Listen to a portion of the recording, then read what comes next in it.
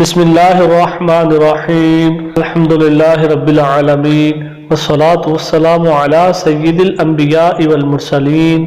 السلام علیکم ورحمۃ اللہ وبرکاتہ۔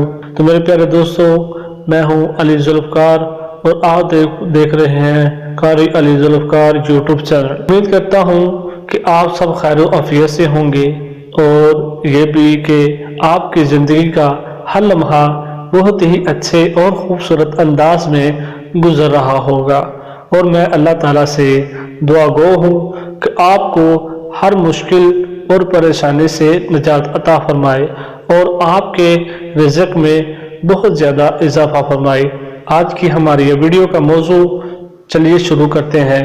موضوع شروع کرنے سے پہلے اگر آپ ہمارے چینل پر نئے ہیں، میری آپ سے التجا ہے کہ آپ ہمارے چینل کو سبسکرائب کر دیں اور ساتھ ہی گھنٹی کے بٹن کو دبا دیں تاکہ ہماری ہر نئی آنے والی ویڈیو آپ کو ہر وقت ملتی رہے۔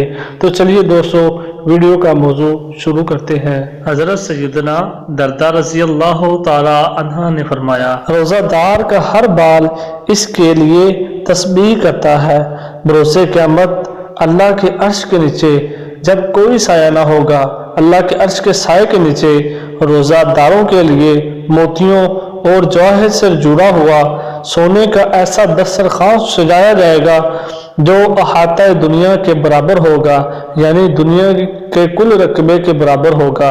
اس پر قسم قسم کے جنتی کھانے، مشروب اور پھل فروٹ ہوں گے۔ وہ کھائیں گے، پئیں گے اور عیش و عشرت میں ہوں گے، جبکہ بے روزگار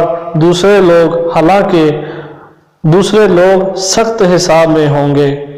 تو جی ہاں دوستو، آپ نے کیسی اور خوبصورت روایت سماعت فرمائی کہ حضرت سیدنا ابو درداء رضی اللہ تعالی عنہ نے کیسی خوبصورت انداز میں لوگوں کو بتا دیا کہ روزہ دار کے لیے کیسی خوش قسمتی ہے کہ وہ رمضان کے 30 روزے رکھ کے، سال میں 30 روزے رکھ کے آخرت میں اتنا بڑا انعام پا رہا ہے۔ تو میرے پیارے دوستو، ہمیں بھی اس روایت سے سبق سیکھنا چاہیے۔ روزہ رکھنے سے کچھ بھی نہیں ہوتا، انسان بہت زیادہ اچھا فیل کرتا ہے، انسان کی جسمانی حالت بھی بہت زیادہ اچھے اور صحت مند ہو جاتی ہے۔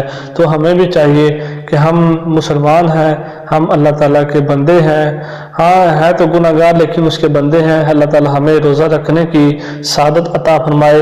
تو اس سارے واقعے کا حوالہ سکرین پر واضح ہو چکا ہے، سارا کتاب کا نام، جلد نمبر، ہر چیز واضح ہو چکی ہے۔ تو میرے پیارے دوستو، اگر آپ کو یہ ہماری منفرد اور اچھی سی اور معقول سی ویڈیو اچھی لگی ہو تو ہمارے چینل کو سبسکرائب کر دیں۔ آئندہ کے لیے اللہ حافظ۔